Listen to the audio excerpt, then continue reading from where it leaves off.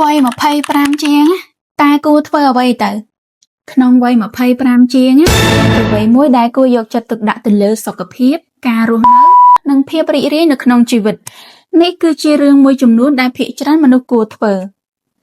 ទី1ថែរក្សាសុខភាពចាប់ផ្ដើមពិនិត្យសុខភាពឲ្យបានទៀងទាត់រក្សារបបអាហារឲ្យបានសមរម្យដូចជាបរិភោគបន្លែផ្លែឈើដែលមានជាតិខ្លាញ់ទាបនិងជៀសវាងអាហារកំប៉ុងឬក៏ផ្អែមខ្លាំងពេកហាត់ប្រាណឲ្យបានទៀងទាត់ដូចជារត់ដើរនិងហាត់យូហ្គាប្រហែលជា20ទៅ30នាទីក្នុងមួយថ្ងៃគេងឲ្យបានគ្រប់គ្រាន់7ទៅ8ម៉ោងទី2ថែរក្សាសុខភាពផ្លូវចិត្តធ្វើអ្វីដែលបង្រៀនយើងឲ្យរីកចម្រើនដូចជាអានសៀវភៅចែករំលែកជាមួយមិត្តភ័ក្តិឬក៏ធ្វើការងារស្ម័គ្រចិត្ត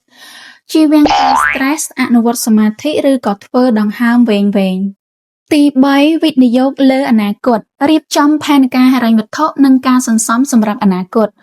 រៀនជំនាញថ្មីៗឬធ្វើអ្វីដែលអ្នកចូលចិត្ត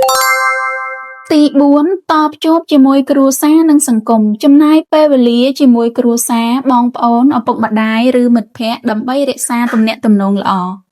ចូលរួមការងារសង្គមឬក្រុមមនុស្សដែលមានចំណង់ចំណូលចិត្តដូចគ្នាទី5លក្ខណៈផ្ទាល់ខ្លួនធ្វើអ្វីដែលជាក្តីស្រមៃទៅកន្លែងដែលមិនធ្លាប់ទៅធ្វើដំណើរកម្សាន្តឬក៏សាកល្បងអ្វីៗដែលថ្មីៗ